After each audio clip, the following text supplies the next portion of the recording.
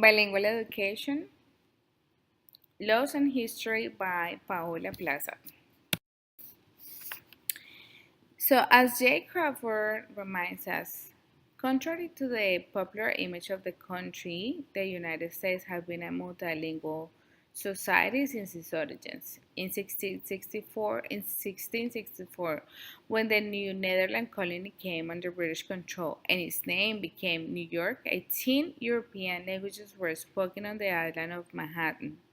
Bilingual education was standard in many immigrant communities from the colonial period to the time of the First World War.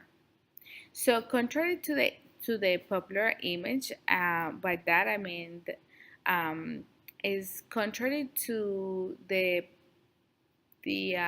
mentality or being just an English only speaking country.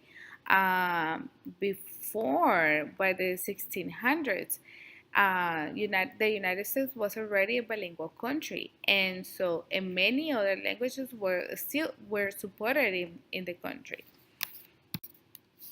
So when the Spanish bilingual education began was uh, at around 1898. So it says after taking control of the colony of Puerto Rico, the United States tried to make the people of Puerto Rico speak the language, and they began that effort, and it lasted for about 50 years. And ultimately, it was proved useless to impose English as the primary language of instruction against almost unanimous will of the inhabitants of the island.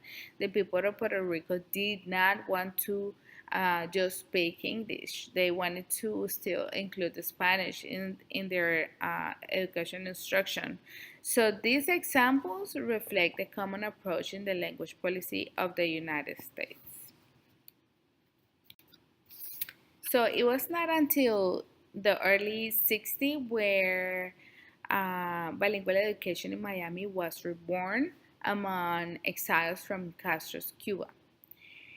A short time later, the same thing happened in the Southwest with the Americans of Mexican origin and the Indians, and then the Northeast, I'm sorry, with the Puerto Ricans with the broadcast. So in the beginning, however, these experiments had more to do with educational programs related to poverty and limited English proficiency rather than with bilingual education per se, or rather than maintaining the English language or the American culture in general. So, after World War One, there was a strong effort from a lot of Americans or a lot of lawmakers to enforce the use of English language only as a primary language, and so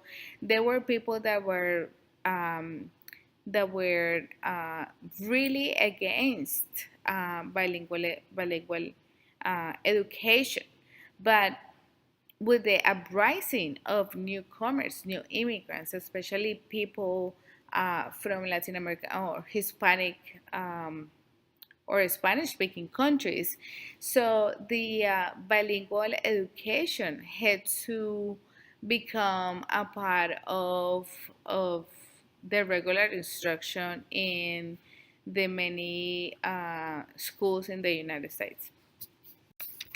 So let's start with the laws. In the year 1839, Ohio passed the first law authorizing bilingual education as long as it was requested by a sufficient number of parents. Louisiana adopted a very similar measure in 1847. Similar laws appear in 10 other states and territories. Elsewhere, bilingual schools function frequently without even having the approval of the state. The Act of 1958, also known as National Defense Education Act. This act was provided this act, provided aid to both public and private schools at all levels to advance the areas of science, math, and modern foreign languages. The Act also provided aid to English as a second language program. So, there is a common misconception between ESL and bilingual education. For most people, ESL and bilingual education are the same thing, but not really because in an ESL classroom, um, the home language is not allowed. Instead, uh, students are out to speak English as the primary and only language in ESL classrooms, because what these classrooms try to do is to increase the English proficiency of students who are English language learners. Unlike bilingual education, where the use of both languages is necessary depending of the level of the ELLs. And so usually the teacher needs to be able to speak both languages, uh, the language of need, which can be any language, and then English. 1965 Elementary and Secondary Education Act. So this act was passed by President Johnson, which outlined and provided funds for educational programs that were considered essential for children and public education. And so bilingual education was part of those programs. 1967 Bilingual Education Act, so otherwise known as SHEA Title VII, which provided federal funding for the Bilingual Education Act of 1968. 1968 Bilingual Education Act. The law was passed during an era of growing newcomers. This law funded the bilingual education. So it was embracing the teaching in both English and native language. It was the first time U.S. Congress had endorsed funding for bilingual education. This law encouraged the funding and the criminalization of the use of foreign languages in the classroom. Amendment to the Bilingual Education Act of 1968. So a lot of lawmakers decided that it was necessary to create an amendment for this law because they were saying that the act wasn't flexible. So the amendment offered programs the option of using English only instructions. And finally, the law of the No Child Left Behind. This was implemented in 2001 by George Bush.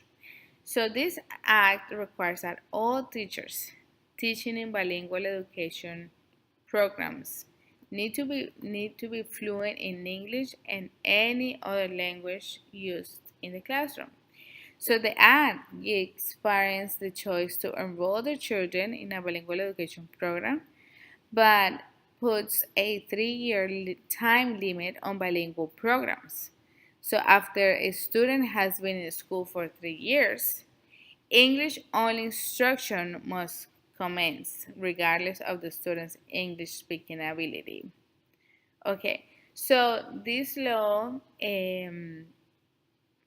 this I've seen this law firsthand, and I see how it's still a little challenging for some students to start in a fully English classroom, because I've seen that many children still lack the ability to either write or read.